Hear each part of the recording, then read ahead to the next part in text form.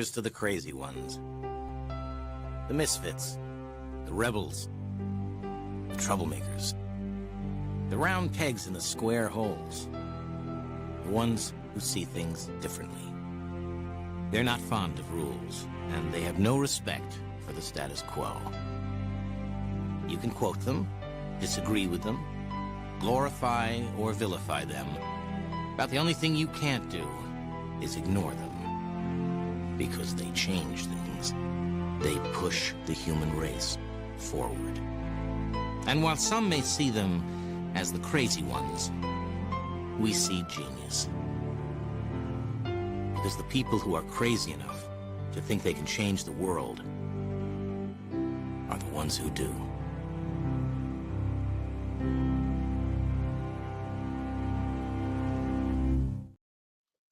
Hey friends, Marc Mandel here. Welcome to episode number 9 of Customer Experience Unsung Heroes.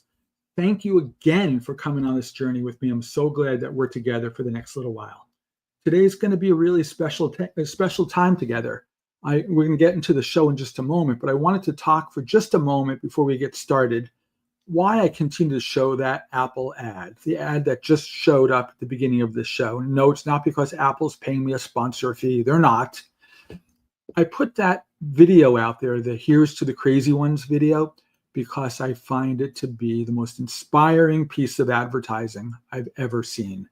And the part about that commercial, that 1 minute little commercial that really hits right here to me when I listen to that show, that ad, is when they say the very end, the people who are crazy enough to think they could change the world are the ones who do. That just gets me every time I hear it, because, while sure, I am nowhere near as interesting and influential as the people who are profiled in that ad, I would love to inspirationally and aspirationally feel like I could be like them. I want to be a world changer. And I think a lot of us who get into this customer experience work believe deeply that the work we do will cause that little dent to happen, that little improvement, that little nudge that makes things just a smidge better. And that's why we do what it is that we do. That's the reason I show that ad. And I just love it. I think it's terrific. Housekeeping. While we're together here for this show for the next give or take 30 or 35 minutes, I want to encourage you, if you're here listening in live or even on a playback, you might be here on LinkedIn, you might be here on the YouTube platform, some other platforms. There's always the ability to put comments, and please do comment. Please engage with the platform, put your questions in, put your thoughts in, fire them away to me or to others here. We want to be able to respond and interact with you during this show. I think it's important that we do that.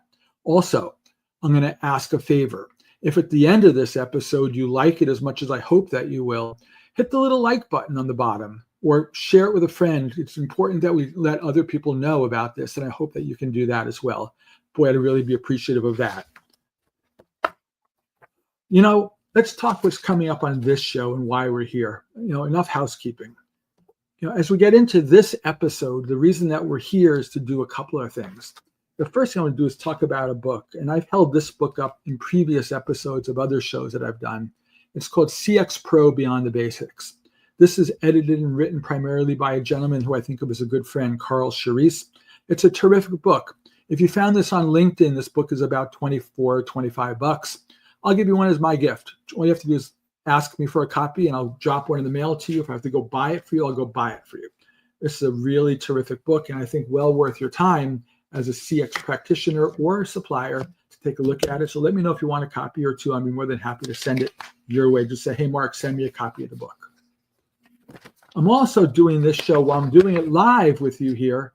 Today is March 17th, according to my computer screen over there, which means tomorrow is the very, very beginning of the Qualtrics X4 conference. And it's that big format conference going on in Salt Lake City, Utah. I'll be flying out there this evening to attend for the rest of the week. And if you're going to Qualtrics X4 as well, and you happen to see this and want to meet up, I'd love to meet up with you. I hope we get the opportunity to do just that. Please look me up and let's make a point of hooking up while we're out in Salt Lake.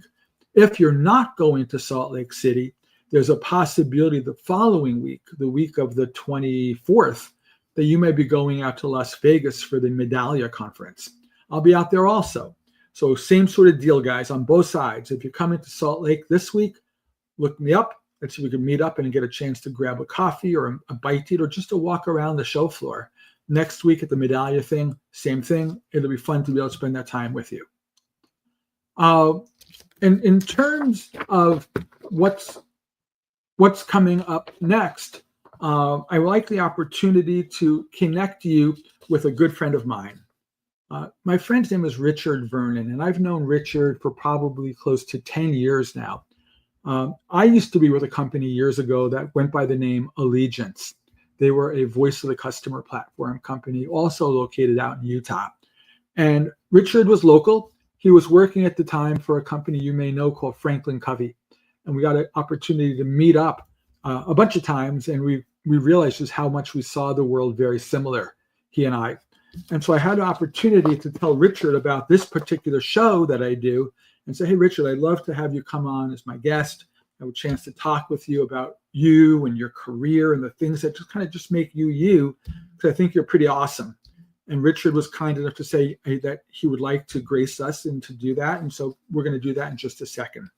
But to introduce Richard from where I sit before I bring him on to the show, Richard's one of these unique professionals. Richard has been not just in the CX and related disciplines for a long time, but he's kind of seen it from all different sides and through all different lenses. Richard has been a vendor, where he's been a consulting guy, he's been a technology guy, he's been a software guy. He then went to the client side world and took on some initiatives within client side brand organizations to help them think about their customers differently, and then went back more recently to the vendor side to a large global consulting firm. And I'd like to ask Richard to join us here in just a second to tell us his story a little bit and just have a good chat, he and I, and hope that's okay with you. So with that said, Richard, thanks for coming to hang out here with us. Good to see you, man. Hey, Mark, always a pleasure to be with you. Good to hang out with you. Richard, as we get just started, I would just love to sit back for a moment and ask you, because, it dawns on me, you and I have known each other for maybe a decade now, Yeah. But a lot of folks who might be listening into this show in one place or another might not know you. Can you take just a moment just to kind of answer the question of who do we need to know? Who's Richard? What do we need to know about you and kind of where your lane is in this world of customer experience works? It means a lot of different things. Yeah, thanks, Mark, first of all, for having me. And if you ask my family, whenever we go out to eat, wherever we go, we're rating the service on a scale of 0 to 10. And somehow In-N-Out Burgers are 11 or 12 every time. They're off the charts. So I just love great service. I love the kindness that can be shown. I love the analytics side of it. I loved it so much that I shifted a little bit of my career. I started out in the true customer loyalty program, the points and the premiums and coupons and things like that. And I just thought there's got to be more to this. And so there's got to be like a research. There's got to be some science. I want some sentiment versus just, oh, we'll give you $5 off this or whatever. So I found an opportunity to work at Franklin Covey in their customer loyalty practice. And I guess we could have called it a customer experience practice. But the idea there was to help companies measure and improve the customer experience and drive faster growth. That was our goal. And I had a great run there for almost 8 years, helping a variety of companies from different industries. Using, we were a small shop, but we helped people, measure and improve and deploy, and then improve at QBRs with the executive team and really get in and be their right-hand man for anything on CX and EX related. So, and then I just thought, wow, if I can go learn from these experts and from all these different companies and from within Franklin Covey, what if I went and just focused on one brand and had an opportunity to go jump over and work for a large telecom company, Comcast, that had some challenges, but it was interesting how I've never seen a company double down more on CX than Comcast. Everybody in the company had to call 2 customers a month. Imagine that, a Fortune 30 company, and the CEO was calling 2 customers a month. I mean, it was crazy what they were able to do, but they moved the needle quite a bit from -16 to +4 NPS. I mean, a huge swing for a behemoth like that. Yep. And then went on more on the different client side. We're Terminex, working with more of the technicians and the professionals. But really, those experiences kind of helped me think differently instead of just, a one-trick pony. I can just do one thing. We've been with this company. We're the stodgy old cable company. We do the same thing we've always done. We don't think differently. That allowed me, working with different clients, different industries, to go into one brand and say, let's look at this a little different. I don't know. You've probably had that experience, Mark, when you've had to have, you're in a role where you're like, oh, we do the same thing over and over again. It's like, oh, wait a minute. No, we're bringing this guy in to help us think differently. Yeah, it's interesting. You touched on something a second ago that you brought up just seemingly just random, but I want to dig in a minute to this because I want to get your thoughts. You talk about In-N-Out Burger. I'm an East Coast guy. Yeah. I look forward to West Coast and from like Midwest to West visits to an opportunity to go to an In-N-Out Burger to get a meal. Yeah. And it's a good burger. Yeah. But I don't see it. People love In-N-Out Burger. People are like gaga about this thing. And I'm wondering something. What I want to ask you. Yeah. Do you really think it's the product, or do you think it's the word of mouth, the viral, reputational part of it? Or people go, In-N-Out Burger, it's awesome. So now I hear that and think, it must be awesome.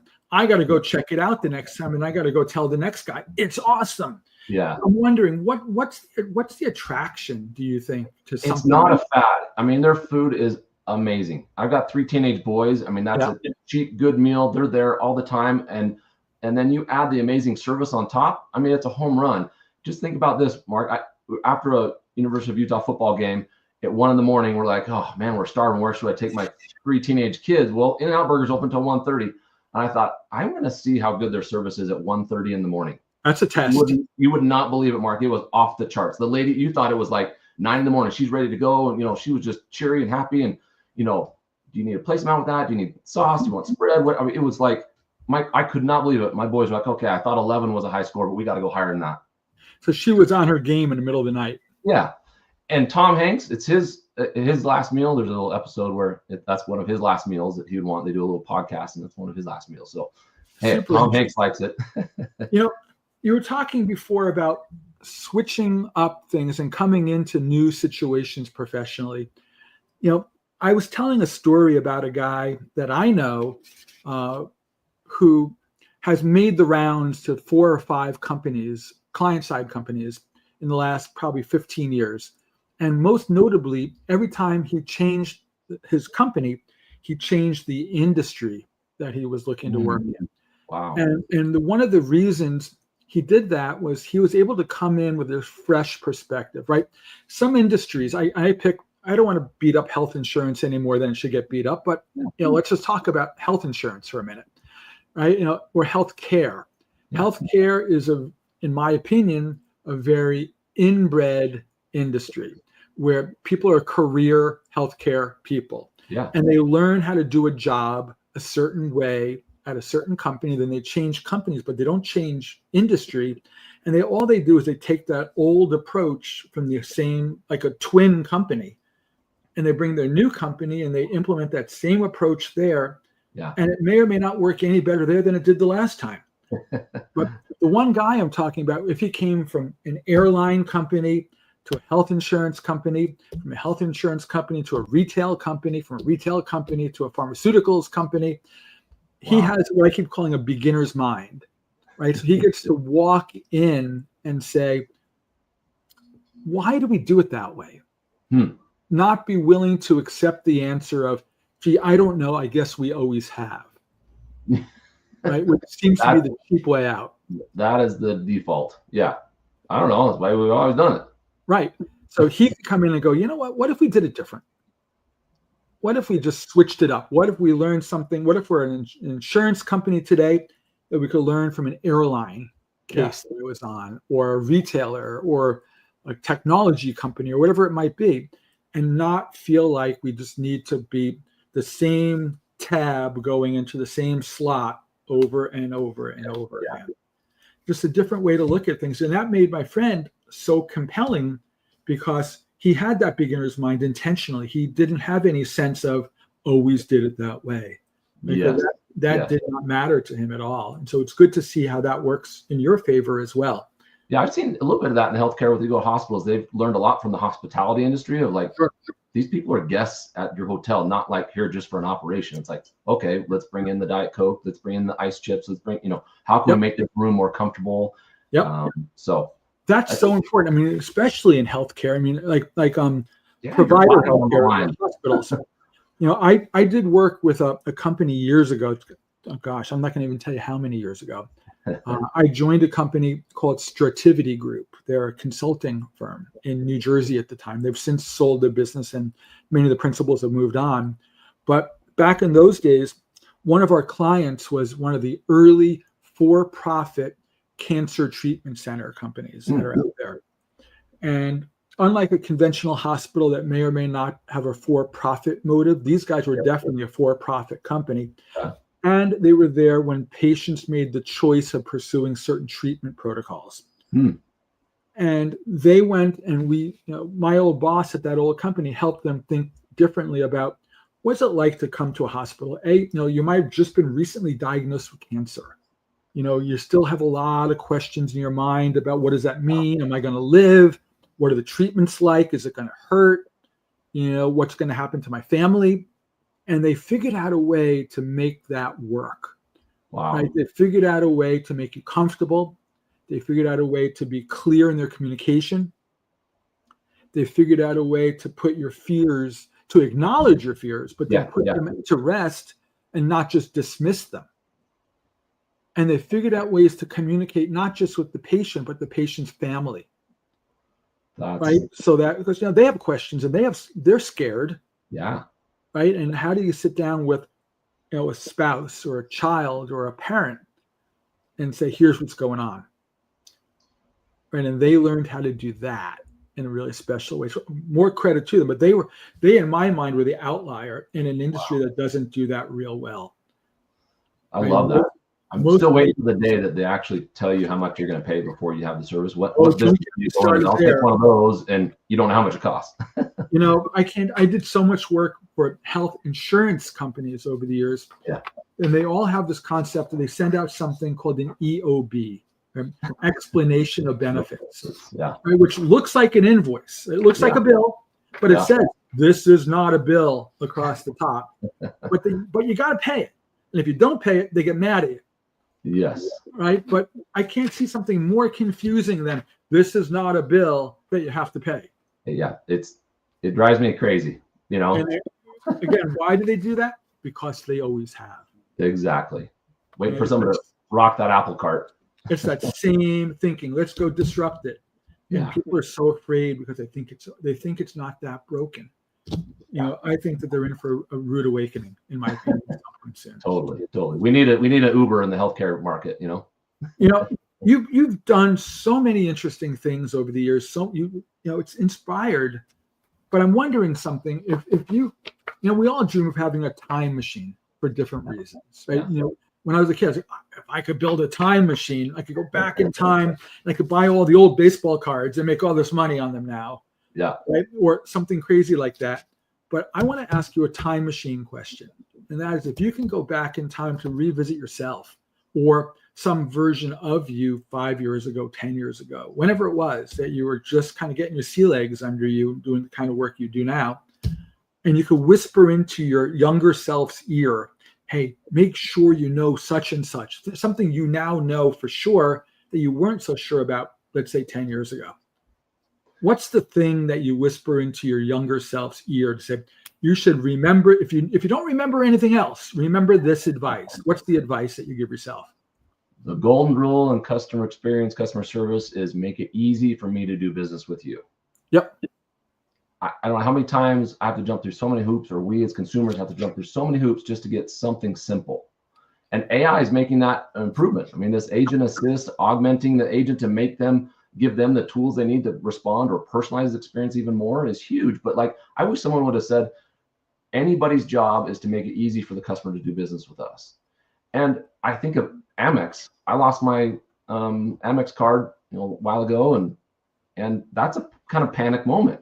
Yep. Amex, American Express knows that's a key touch point that can help the customer go up or down as far as service.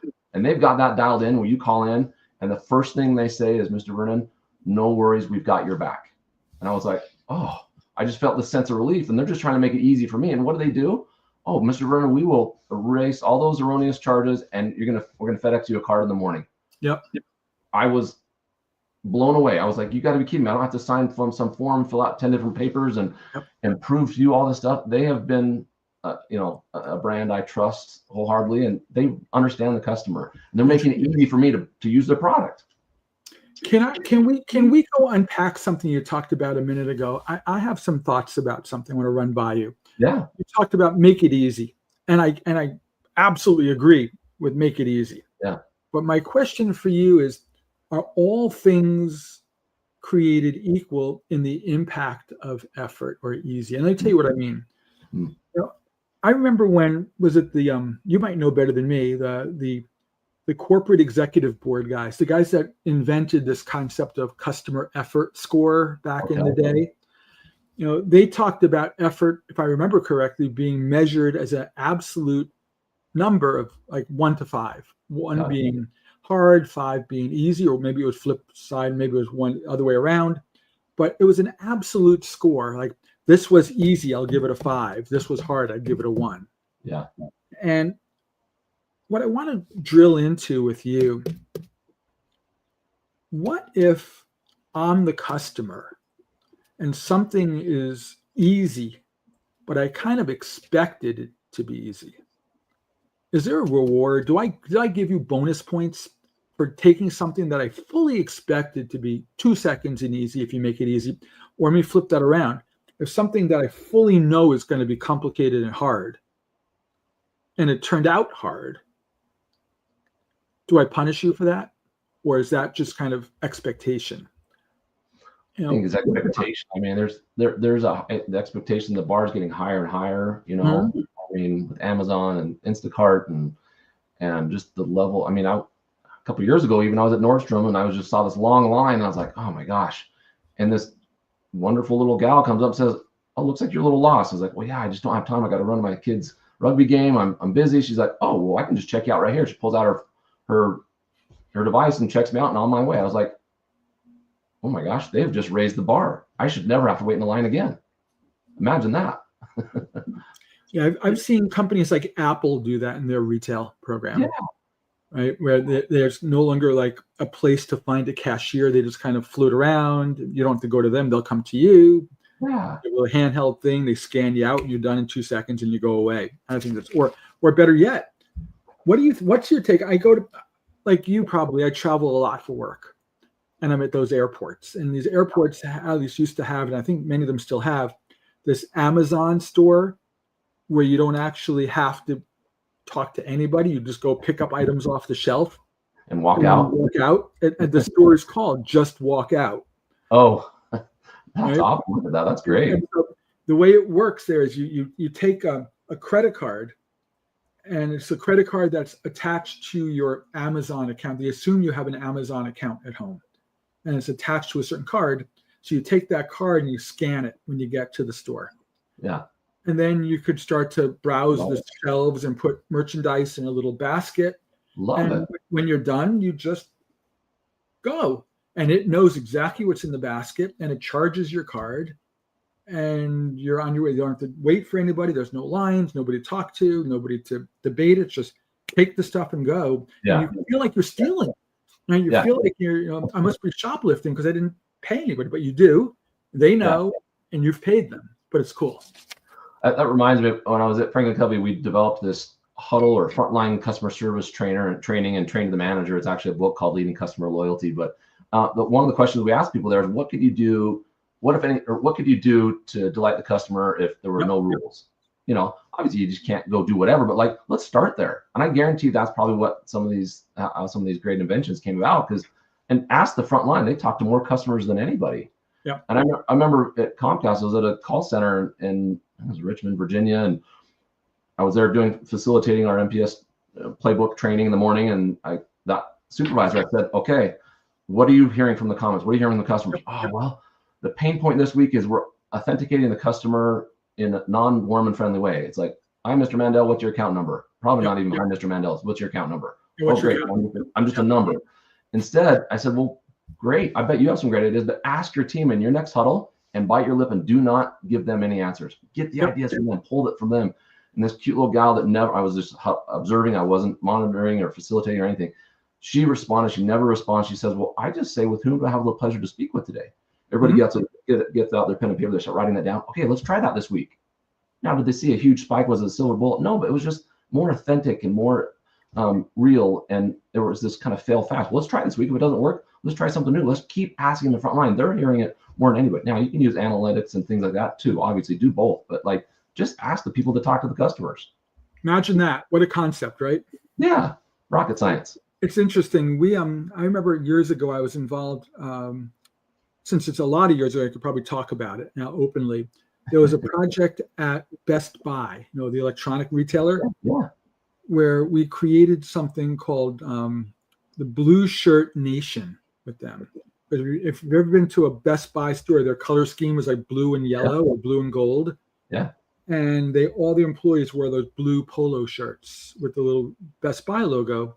And there was literally a nation full of these people. And we thought these people hold a wealth of institutional knowledge about customers, about the business in their minds. And they needed an outlet to go tell a story about to one another, to help develop one another. And so we created this, think of it like a portal, like a web portal, that they can go to internally, privately, and share experiences with one another. So it became kind of the voice of the customer by way of the employee. Amazing. That's instant feedback, and you don't need to. It's just it's real time in the moment. Picture 40,000 employees contributing to this portal. Yeah, I mean I think that's how the innovation happens, and a lot of these big companies, really any company, as a matter of fact, are able to delight customers in an efficient way, as well as just to get real feedback. I mean, you could just read comments, but like, just hey, what's getting in the way of us delighting customers? That's right. We have this policy. I'll tell you an experience. It just happened yesterday. My wife is head of concierge at Lifetime Fitness. It's kind of like the country club of fitness. And she had a customer come in that was upset with a policy that they had they can't change, which is for safety and for fairness with other members. But my wife just said, well, tell me what happened. Yeah. Imagine that. And then she said, you know what? Sounds like you need a smoothie. Let's walk over to the cafe. $6. The lady broke down in tears, and she's going to be a member for life. And it just took that simple empathy and just taking some time to think. And I just always reminded of Stephen Covey, who wrote the 7 Habits. His quote is, the greatest human need is to feel understood. I don't know. Do you like to be feeling understood, Mark?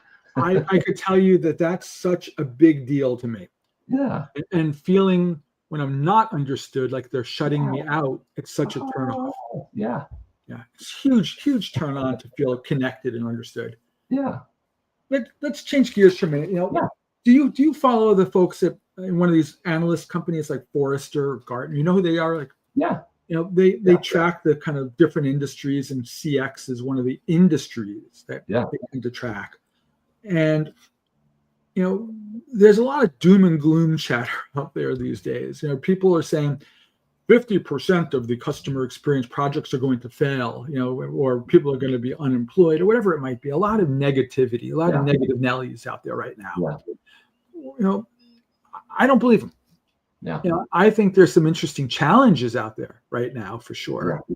But I wanted to ask you your take. What do you see the future of kind of the CX practitioner? If you're a vice president of customer experience for a company, what do you see that role being today? If you could spitball this, what do you see what's the job today? Where do you see it going? Is it more technology coming? Is it more culture and HR? Is it harder stuff? Is it softer stuff? Where's it going, do you think? Where do you take it? I mean, I think it's in 3 buckets, like mindset, skill set, tool set. It's like the mindset is like, okay, the vision, like at Comcast, everybody thought that they were in any cable probably company, thought that we're the stodgy old cable company. We just have all this regulation, we have all this stuff, versus let's change our way of thinking. And now we're the connectivity company. I'm able to help connect people overseas, military spouses, kids get homework, us to earn a living from home using the internet or using their connectivity, or be entertained after a stressful day. It's like, so that mindset is, you got to start there. And if people can start changing that mindset, that's a good spot. Now, mindset, skill set. So the skill set, people have got to learn how to use the upcoming AI. I know I've been doing some stuff with Salesforce's Agent Force. It's mind blowing what it can do and how it can assist and augment the agents and with case summarization and knowledge articles, all that. It's pretty amazing what that can do in a personalized experience, because people want answers quick and they want it to feel human as possible. So, and then the tool set, we need technology. Technology is not going anywhere. I mean, I'm not saying anything people don't know, but you've got to have these technical skills, and you've got to have the AI skills. You've got to have empathy. Is never going to go away. And I know AI can probably try to mimic it, but we need to learn how to sure, we're going to try to digitize everything, but we need to still have it humanized. It's funny you say it that way. I was challenged recently in a conversation with a guy that I know, and this is going to become very clear very quickly as to how absurd it got, where he said, can you teach AI to authentically fake empathy? First of all, how do you authentically fake anything? Exactly. Right. And then empathy, that's a impossibility to do. These software tools don't understand that concept. Yeah, you walk a mile in my shoes, then maybe we can see. So. But how do you authentically fake something? Yeah, that's that's a good one, Mark. I was like, I'm not sure there's enough money in the world going around to figure that one out right now. Yeah, but maybe that'll happen one day, that computers. From my standpoint, I mentioned this book before, the copy is away from, and I had the opportunity to write a chapter in it specifically about AI, because I think there's no bigger topic, no kind of dinner time, like business dinner topic, than what's happening with AI. What's this Chat GPT thing? What's the thing in China? Who's doing this? Who's doing that? And I've been continuing to frame this up, not all systems go, but not stop. Yeah, exactly. Proceed with caution. I think the more that we can proceed with caution, the more we can benefit from amazing things that AI can do. But the more we go hog wild to say, why do we need call center reps? We got AI. Let's just wipe out all the people. I think that's a mistake waiting to happen instantaneously. Yeah, that's why I think that augmenting and helping the agent. I mean, if I don't have to read through a call summary and I've got the 2 bullets from what happened on the last call, I don't have to say, well, tell me what happened. We're saving time, we're saving money. It's a better experience for the customer. I mean, simple things like that, I think, are just, and auto responses and voice to text to summarize the call. And anyways, plethora of use cases that are, I think, are fascinating. But to your point, to let it run everything, that could be. What I hear you saying, and tell me if I'm missing the key point here. It's good today if we unleash it as a way to help our own employees do their jobs better. Bingo. What we don't want to do is think about replacing our own people with this tool today, because it's just not going to measure up. Is that fair to say? I think so. I mean, it's going to keep evolving, and maybe that curve improves over time, but maybe my brain isn't as futuristic as some. I can imagine a few really fun stories that were brought about by AI, and I've told one. I'll tell you quickly, because I think watch an old story, it could hold up to this day. I was working in a very early, we'll call it a chatbot company. This is 1 billion years ago, and we were pitching McDonald's Corporation at the time in Illinois, and they wanted to put this little animated Ronald McDonald character on the website that you can type to in whatever natural language and ask a question, and it will get some kind of informed answer. The Clippy of McDonald's? Exactly. It was Clippy version 4. And the way the tech worked then, it wasn't really AI. It had to kind of be hardwired up, right? Yeah. So if it saw a keyword of this and this, answer them this way. If it's this and that, answer them that way. Yep. Yep. And like, how many calories are in a chicken McNugget? So this is calories and McNugget. It goes 1,247 or whatever it is. Yeah. And we did a demo for McDonald's. They loved it. So they said, come out to our offices and show everybody. We want to show off this tool. And so we were all, oh, we're going to get the McDonald's business. Yeah. It's going to be great. We flew to Illinois. We went to the meeting. We presented the software. They loved it. And then we got a little too far out ahead of our own skis. They must have had 20, 25 people in the room. And we said, who wants to ask Ronald McDonald their own question right now? And it was like an IT guy in the back of the room puts his hand up and he goes, I want to ask Ronald a question. We said, sure. What do you want? He says, ask Ronald what's inside a chicken McNugget. And you know, Richard, that wasn't something we had wired it up for. And so nobody knows the answer to that. It's like the secret formula. Right? Yes. You know, but it's supposed to fail all the tests. If it's this or this or this or this or this, if none of those are it, it's supposed to come back and go, gee, I don't know. But for some reason it didn't. And for some reason, the answer that came back on the screen said Ray Kroc was the answer, who's their esteemed founder. And there was like a silence that you could never imagine in that room. And then they kicked us out of the room. They kicked us out of the building. They could have kicked us out of the state of Illinois. Yeah. While they're at it. We lost the deal. We were embarrassed as heck, right? I mean, because we got too ahead of ourselves. Yeah. And while sure, technology's a bazillion times better now than it was back then. Yeah. The possibility still exists of an answer coming back that you don't plan for. Yeah. And you're at the mercy of whatever that says. And that's, once it's out there, it's out there. It's too darn late. Yeah. Right. And you can't pull it back. And so I like what you're saying. If you're augmenting a person with tech, then you still go through the lens of the person to say, does that look right? Right? Am I okay with that being the answer? Yeah. And if the answer is, yep, cool, good. And if it's not, fix it. Unless it's like you're billing, like what's my bill? You know, I don't want to call, but if it's numerical or something like that, that should be just a quick, you don't need an agent. But that's right. So I just have one last question for you. I'd love to ask all the good people on this show this question. And that's, you know, there's so many amazing people out there doing amazing work. I don't mean CX people, but creating amazing experiences for people. Yeah. Is there somebody, some company, some brand, some place, some guy, some woman, whatever, that comes to your mind professionally, personally, that inspires you? What inspires you to say, boy, they got it right?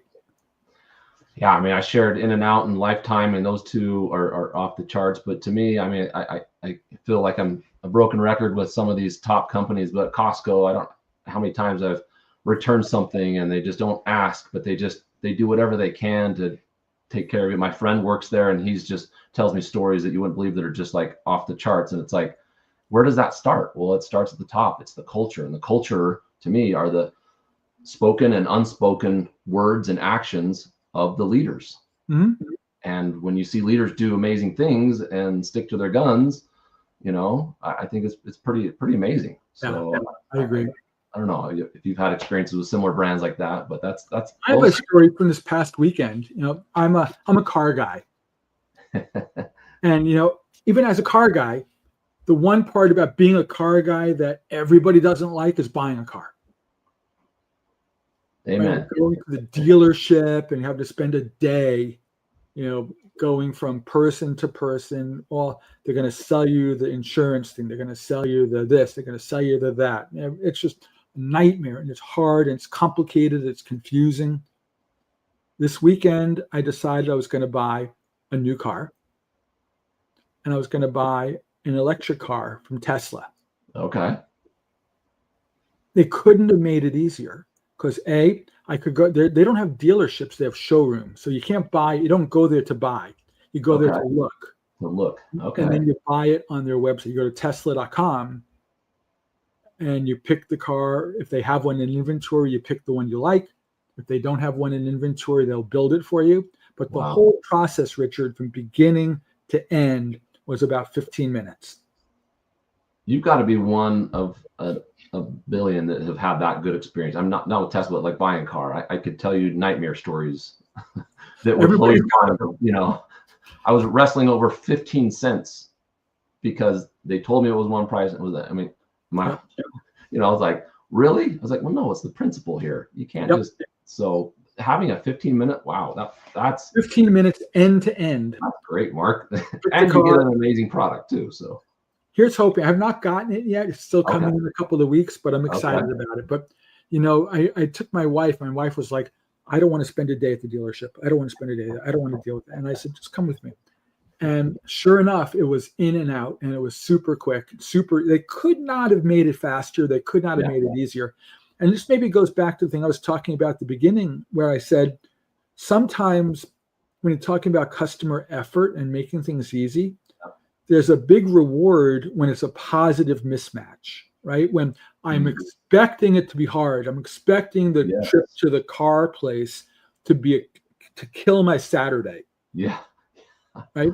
And instead they made it fast and easy and pleasant and pleasurable and almost fun.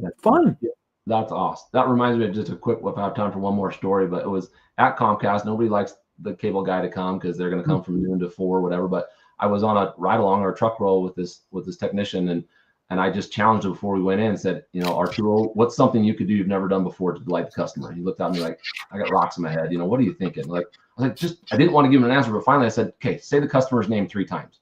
He looked at me like, okay, knocks on the door. Hi, Mrs. Smith. This is Arturo and Richard. We just heard your cable's down. He's like, you know, went through all the standard protocol, but he kept saying, Mrs. Smith, you know, and found out it was actually her DVD player, not even her cable, but he was teaching her along the way. But she finally stopped him dead in the tracks and said, quit calling me Mrs. Smith. My name's Ann. And he looks at me and he's like, you knew that was going to happen.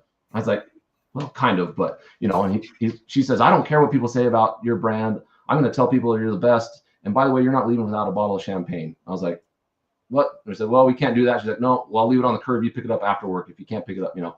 And he just looked at me like, you knew that was going to happen. I said, well, no, it's just, how do we humanize these experiences? Dale Carnegie says the greatest word in the human language is your own name. And so just try using the person's name. And what ended up being, what could have been, like you mentioned, a horrible experience. You're like, oh, I have to go buy a car. I have to deal with the cable company.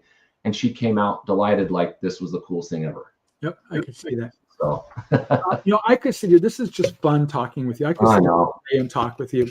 I don't want to take more of your time today. I know you're a busy guy, so I'm going to simply wind up by just asking, where can people find you if they want to reach out to you to say, hey, Richard, let's talk some more? Where do they reach out to you through? Is it LinkedIn? LinkedIn is perfect. Yeah, Richard Vernon. You can find me on there and message me, DM me. I'd love to connect and talk CX shop, whatever. I love having these kinds of conversations. And any friend of yours, Mark's, is a friend of mine. So it's such a treat to hang out with you today. Thank you for being here with me. Richard, stay well, my friend. I'm gonna wrap up the show in just a moment, but thank you for being here. And again, let's talk soon. And my friends, if you want to talk to Richard, I'm sure you'll find him on LinkedIn, and he's there to talk anytime that you want. Please do. Thanks for hanging out. So, friends, that was Richard Vernon. Thank you for hanging out with Richard and me. It's good to be here with you guys. As we're going to wrap up the show, I want to repeat a couple of things that I want you to take away, housekeeping things. If you want a copy of Carl's new CX Pro book, My Treat, I'll buy a copy for you from Amazon. Just let me know if you want one. I'm more than happy to send one your way. If you're coming to the Qualtrics conference, the X4 conference this week in Salt Lake, come find me, come look me up. I'll be there for the rest of the week, and I hope we get a chance to see one another. We'll go take a walk and talk. And if you're not coming, but maybe coming to the Medallia conference the week after, come hang out with me there in Las Vegas. That'll be fun to see you there. My friends, we're going to be doing a live show like this later this week from the Qualtrics show. If you want to come hang out with us on the live show, come hang out with us and do that there. And I will see you real soon. Thanks for hanging out with us. And remember, please, if you like these shows, they're hard work to do, but I enjoy them. But do me a favor, tell a friend, hit the like button, put some comments and engagement there. It helps us both. And really, I'm grateful for that. Thank you, my friends. Stay well, and we'll see you again real soon now. Bye-bye now.